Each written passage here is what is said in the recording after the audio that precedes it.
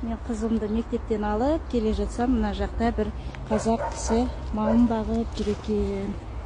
Қарасам, аяғында аяқ киім жоқ. Жалаң аяқ жүр. Сұрадым, не себеп жалаң аяқ жүруіңізге деп. Ағатай, не себеп жалаң аяқ жүруіңізге?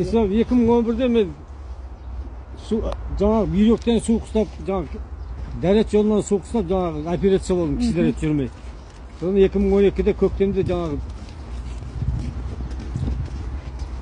ертеңекте жаңағы физиолог жасап не қылып жүрдім, кроссовкамен. Соны белім ауырып неғанын кроссовкамен жүгіріп, жаңағы физиолог жасадым, бел ауруым басылып жазыла бастадым. Бірақ кейін жаңағы жаздың күні, қазіргі бір профессор кісі бар екен, жалаң аяқ жүретін. Жасы 80-де, мойнында галстук, үстінде сым костюм, жалаң аяқ жүріп, шаршапақ құдай, жаңағы 80-дегі профессор кісі жалаң аяқ жүретін. Сол кісі телевизордан көріп, соны жалаң аяқ жүгіретін болдым. Бұл кроссовкамен жүгіретін.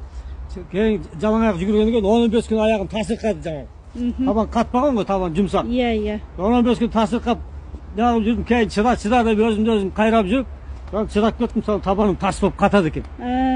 Содан кейін жазда жүгіріп жүріп, жүріп келген физиолог жасасам, денем теріс асып кетті, үйдің қасында өзен ағып жатырмын, жерде Қарағайлы өзені. Өзенге шомылатын болдым, жаздың күні. Күз болды, суды шомыла бердім. Жүгіріп келем, қимылдап физиолог жасап алды, суға шомыламын. Содан қыстарап шомылып, содан суық тиген ауырғаннан құтылдым. Суықты суық қайтарады екен. Ауырмайсыз ба үйге барғанда? Өте денсаулыққа пайдалы. Ауырған жоқсыз? Балаларымды өзім ешқандай тұмар атпаймыз, жалаң аяқ жүреміз. Ешқандай тұмар атпаймыз. Күнде осылай мал бағасыз ба? Жалаң аяқ жүріп?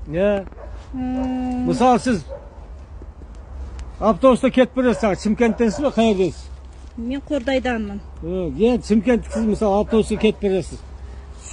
Су ішсем деп шөдек бересіз, автобус тоқтамайды, ай шіркін ай су ішсем деп аңсап келе жатсыз.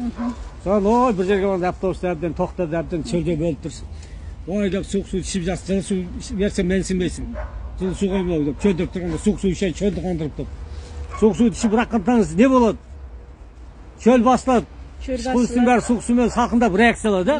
Сол сияқты аяқтан суық қан кірсе, ішқұлыстың бәрі салқындап реакциялап раққаттанып адам иммунитет көтеріледі. Мына үйге от жағып отырсың мысалы. От жақпасаң үй жылымайды, дұрыс па? Сіздің организмде от жағып тұрған орган бар ол. Ол қандай орган, білесіз ба? Бүткіл денеңді 36 градус жылытып тұрған сол орган. Ол қандай орган? Ойлаңызшы құрса, қандай орган? Мен білмеймін. Ол бауыр 52 градус қызып тұр. Жүрек 45 градус. Егер сіз жалаң аяқ жүрсеңіз, аяқтан кірген суық қан 52 градус бауырдағы қанмен ысыққанмен араласқанда реакция көтерілмей ма? Адам иммунитет. Сондықтан жалаң аяқ жүру керек адам.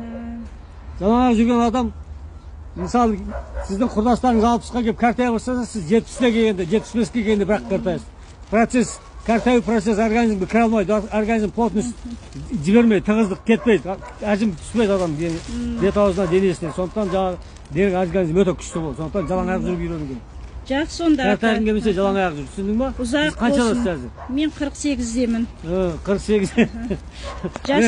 Мен 60-тамын, Мишел жас кішекесін. Жасыңыз ұзақ болсын. Жасыңыз ұзақ болсын, аман болыңыз, ауырмаңыз.